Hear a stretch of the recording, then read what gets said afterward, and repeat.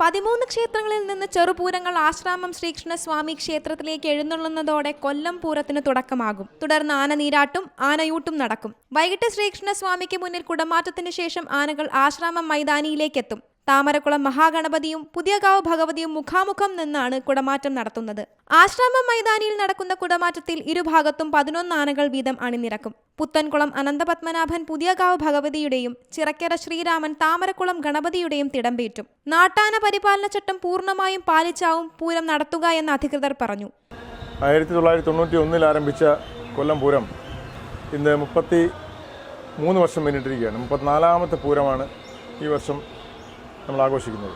നാട്ടാന പരിപാലന ചട്ടം വളരെ കർശനമായി പാലിക്കുന്നതിൻ്റെ ഭാഗമായി ജില്ലാ ഭരണകൂടവും ഫോറസ്റ്റും ഫയർഫോഴ്സും ഒക്കെ തന്നെ ഒരുപാട് നിയന്ത്രണങ്ങൾ പൂരം നടത്തിപ്പുമായി ബന്ധപ്പെട്ട് നമ്മൾക്ക് തന്നിരിക്കുകയാണ്. നിർദ്ദേശം കുറേയൊക്കെ നമ്മൾ പാലിക്കാൻ ഇത്തവണ തയ്യാറുമാണ്. അതിനുള്ള ഒരുക്കങ്ങൾ നടത്തി വരികയാണ്. ചെറുപൂരങ്ങൾ സാധാരണഗതിയിൽ ഇവിടെ 12 മണിയോടുകൂടിയാണ് വന്ന് കയറിക്കൊണ്ടിരുന്നത്. ഇത്തവണ അതിൻ്റെ മുഴുവൻ കൺട്രോളും 2 പേരിൽ ഒതുക്കിക്കൊണ്ട് അവർ തന്നെ എല്ലാം നിയന്ത്രിച്ച് രാവിലെ 7 മണിക്ക് തന്നെ ഇരട്ടക്കുളങ്ങരയിൽ നിന്നും തുമ്പറയിൽ നിന്നൊക്കെ ദൂരം കൂടിയ ക്ഷേത്രങ്ങളിൽ നിന്നും എഴുന്നള്ളത്ത് ആരംഭിക്കുകയും കൃത്യം 10 മണിക്ക് മുമ്പ് തന്നെ എല്ലാ ചെറുപൂരങ്ങളും ക്ഷേത്രത്തിൽ എത്തിച്ചേരണം എന്നുള്ളതാണ് എല്ലാവരും കൊടുത്തിട്ടുള്ള നിർദ്ദേശം. തുടർന്ന് ആന നീരാട്ടിനുള്ള സംവിധാനം നമ്മൾ അതുപോലെ ഒരുക്കിയിട്ടുണ്ട്. വളരെ വിശാലമായ ഷവർ ബാത്താണ് നമ്മൾ അറേഞ്ച് ചെയ്തിട്ടുള്ളത്. നന്നായി ശരീരം തണുപ്പിക്കത്തക്ക തരത്തിൽ ആനയ്ക്ക് കുളിക്കുവാനും അതിനുശേഷം ആനയൂട്ടാണ്. ആൽത്തറയിൽ വെച്ച് ആനകൾക്ക് വിഭവസമൃദ്ധമായ ഊട്ട്, പിന്നെ പഴവർഗ്ഗങ്ങളും ചോറും ശർക്കരയും ഒക്കെ വെച്ച് അതിനുള്ള ആനയൂട്ട് വിഭവസമൃദ്ധമായി നടക്കും. അതിനുശേഷം 5 മണിക്ക്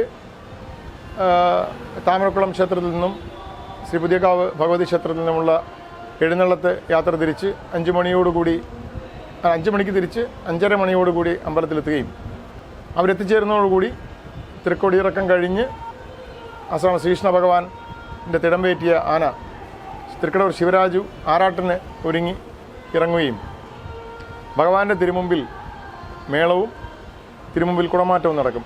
ഇരുവശങ്ങളിലായി 11 ആനകൾ വീതം അണിനിരന്നുകൊണ്ട് ഇത്തവണ കുടമാറ്റം നടക്കുകയും ചെയ്യും. മന്ത്രി KN ബാലഗോപാൽ പൂരം ഉദ്ഘാടനം ചെയ്യും. വ്യവസായി രവി പിള്ള ഭദ്രദീപം തെളിയിക്കും. 34ാമത് കൊല്ലം പൂരത്തിന് കാണികളുടെ വൻ പ്രാതിനിധ്യം ഉണ്ടാകുമെന്നാണ് പ്രതീക്ഷിക്കുന്നത്. സീ മലയാളം ന്യൂസ്, കൊല്ലം. ഏറ്റവും പുതിയ വാർത്തകളും വിശേഷങ്ങളും വിരൽത്തുമ്പിലറിയാൻ സീ മലയാളം ന്യൂസ് എല്ലാ ഡിജിറ്റൽ പ്ലാറ്റ്ഫോമുകളിലും ലഭ്യം.